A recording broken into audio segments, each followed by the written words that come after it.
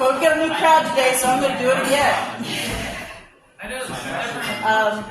I am author, publisher, and genius, Phyl Campbell, here to entertain you today with a selection from The Vegan Sandwich Maker, which is a book that I wrote and published. And I have a few, I think 2 others, in my backpack. If you like one, they're $5. So you'll get an idea of my wonderful sense of humor, and if not, it might look tasty. Vegan Sandwich Maker. This is the Chef's Kiss version. When a popular vegan restaurant opened its doors across the street from Etienne's restaurant for fine French cuisine, Claudette's father died of a broken heart. And the next day, Claudette cried on my shoulder.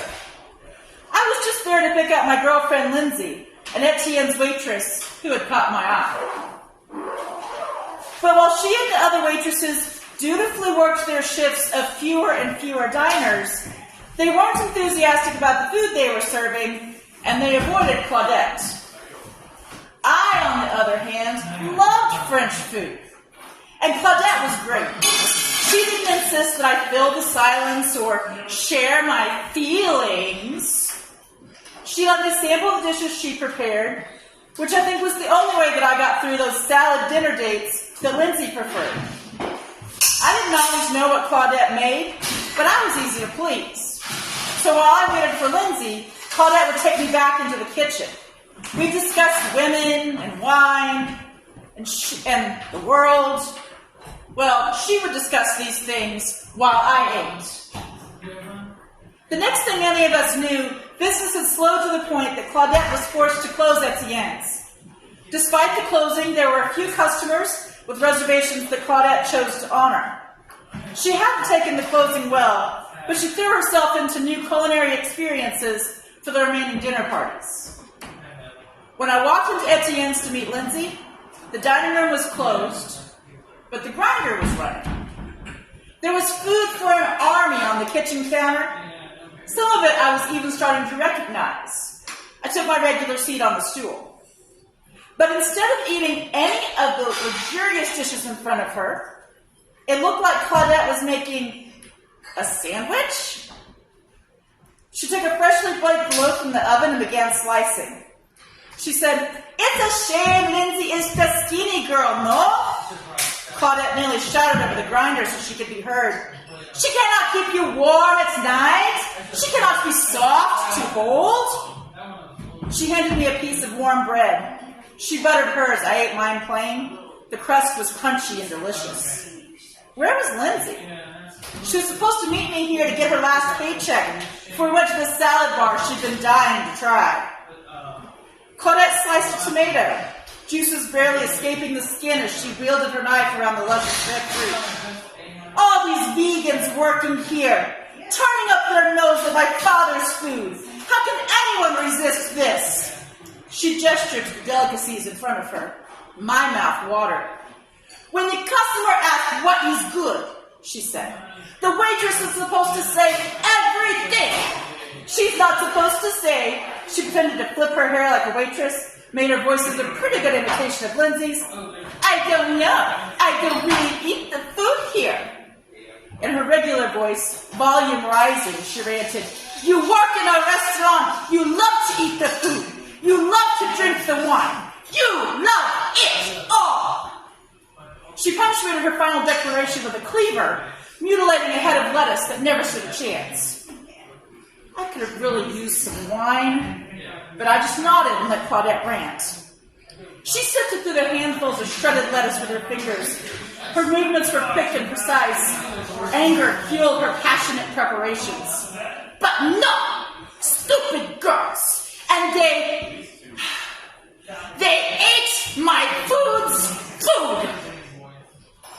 I nodded. I tried to look sympathetic. I'm not sure it worked. "I make steak tartare. They want something croissant with. So I prepare 3 foie gras, the most delicious duck pastry, and they turn it down. But they eat tofu burgers. My father turns over in his grave, you know.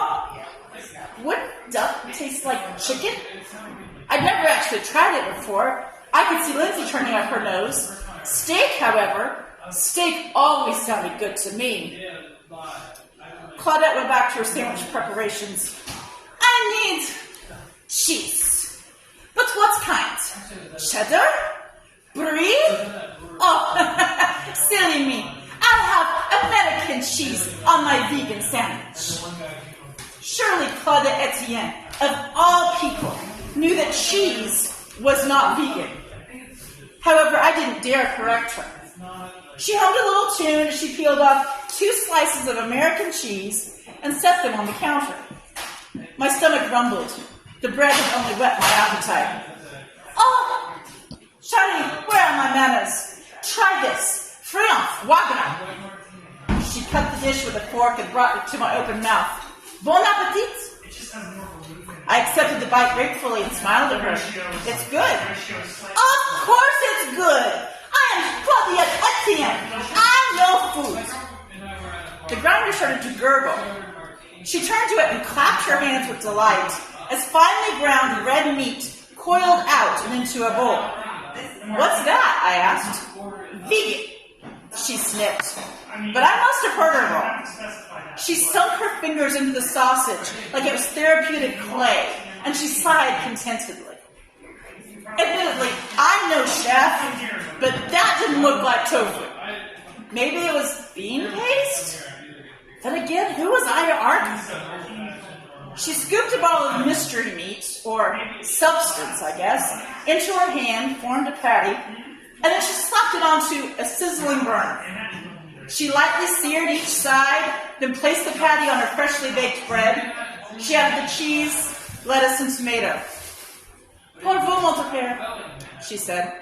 She took a bite of her sandwich. Red juice dribbled down her chin. It wasn't from the tomato. As the realization sank in, the bread and duck shifted uneasily in my stomach. I guess Lindsay wouldn't be going to that salad place after all. But the next thing I knew, Claudette spat out the bite, threw down the sandwich in her hand, and ran to the fridge. She grabbed a bottle of cheap wine, popped the cork, and gulped deeply. Then she gargled another large swallow and spat it into the steak. That wasn't vegan! She said she was vegan! Vegan sandwich.